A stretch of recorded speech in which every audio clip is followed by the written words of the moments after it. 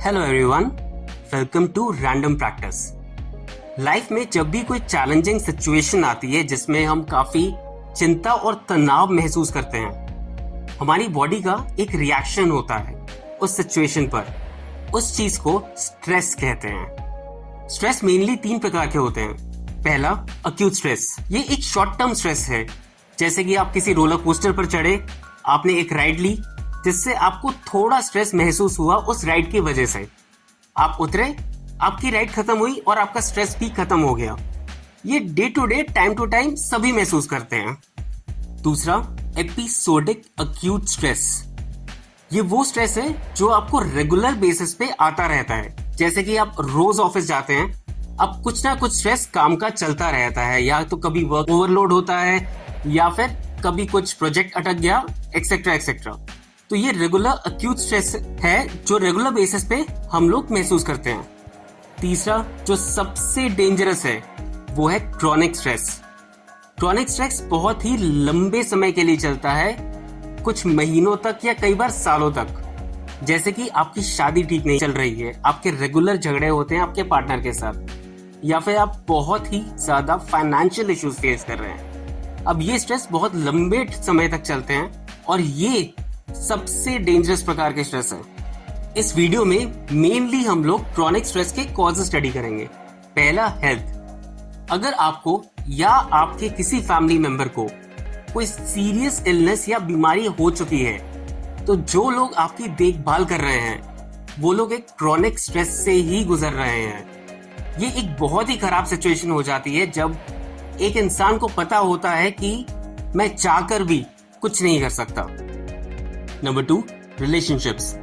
Relationships में chronic stress 3 तरीके से हो सकता है। एक, आप जिन लोगों के साथ रह रहे हैं, जैसे कि आपका लाइफ पार्टनर, आपके बच्चे, आपके पेरेंट्स, अगर आपके उनके साथ कंटिन्यूअस आर्ग्यूमेंट्स हो रहे हैं या झगड़े हो रहे हैं घर पे, ये एक बहुत ही बड़ा क्रॉनिक स्ट्रेस का कारण बन जाता है, क्योंकि आपका घर का एटमॉस्फेयर काफी टॉक्सिक हो जाता है, जो कि अल्टीमेटली लीड करता है एक bad physical health, mental health.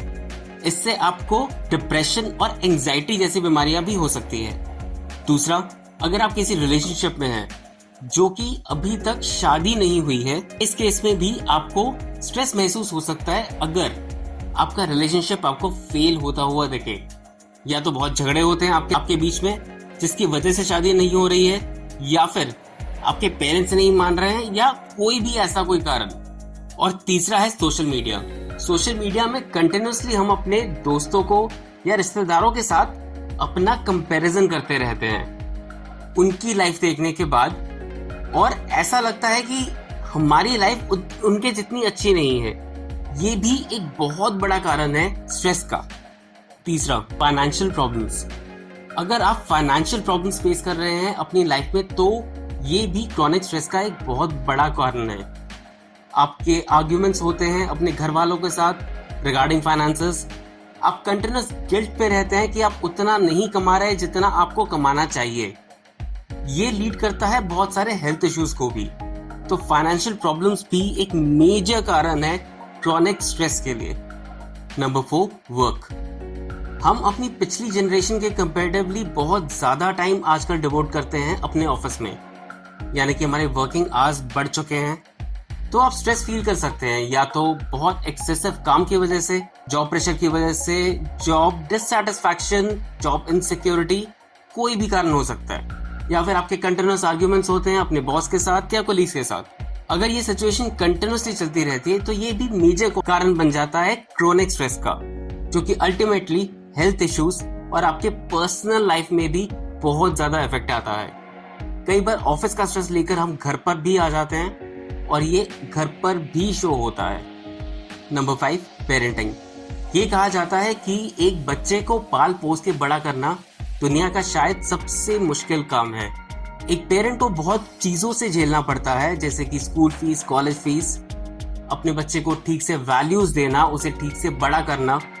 और सबसे ज्यादा प्रॉब्लम तब आती है जब वो ठीक से कम्युनिकेट नहीं करता अपने पेरेंट्स से और सब कुछ बताता नहीं है।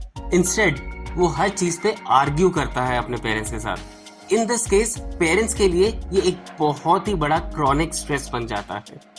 Number 6, daily life. Daily life में छोटी छोटी चीजें होती रहती है, जैसे कि घर पर मैं चाबी भूल गया, ऑफिस के लिए लेट हो गया या ऐसा कुछ सिमिलर। ये एक दो बार तो ठीक है, पर अगर ये रोज हो रहा है तो ये अल्टीमेटली क्रॉनिक स्ट्रेस में चेंज हो जाएगा और ये इफेक्ट करेगा आपकी फिजिकल और मेंटल हेल्थ दोनों को। Last, personality. अगर आप एक्सट्रोवर्ट हैं तो आपको कम स्ट्रेस महसूस होगा। क्यों? क्योंकि आप बहुत ज्यादा सोशल हैं, तो आपको एक बफर मिलता है स्ट्रेस का। प्लस आप अपने स्ट्रेस को बाहर निकाल सकते हैं, दूसरों के साथ शेयर कर सकते हैं। ऑन द अदर हैंड, अगर आप परफेक्शनिस्ट हैं तो आप शायद बहुत ज्यादा स्ट्रेस लेते होंगे, क्योंकि आपको हर चीज में परफेक्शन चाहिए और अगर वो परफेक्शन से जरा भी हिलता है तो आप स्ट्रेस लेना शुरू कर देते हैं। आखिर में मैं ये कहना चाहूंगा कि स्ट्रेस एक नॉर्मल चीज है जो डेली लाइफ में होती है। अब एक आदमी अगर ट्रैफिक जाम में फंसा है और बहुत गुस्से में है कि वो ट्रैफिक जाम में है, बहुत स्ट्रेस ले रहा है और बहुत परेशान है, वहीं दूसरा आदमी जो ट्रैफिक जाम में फंसा हुआ है वो आराम से अपना म्यूजिक चलाकर गाड़ी में बैठा हुआ है, रिलैक्स कर रहा है। उसे पता है कि एक नॉर्मल ट्रैफिक जैम है जो रोज होता रहता है और वो थोड़ी देर में इसमें से निकल जाएगा। अल्टीमेटली स्ट्रेस वही है कि आप कैसे उसे लेते हैं, कैसे एक सिचुएशन को लेते हैं, उसी पे डिपेंड करता है कि आपका स्ट्रेस लेवल क्या है। आज के लिए इतना ही। अगर आपको वीडियो पसंद आई हो तो चैनल को लाइक और सब्सक्राइब जरूर करें और बेल आइकन को दबाना ना भूलें।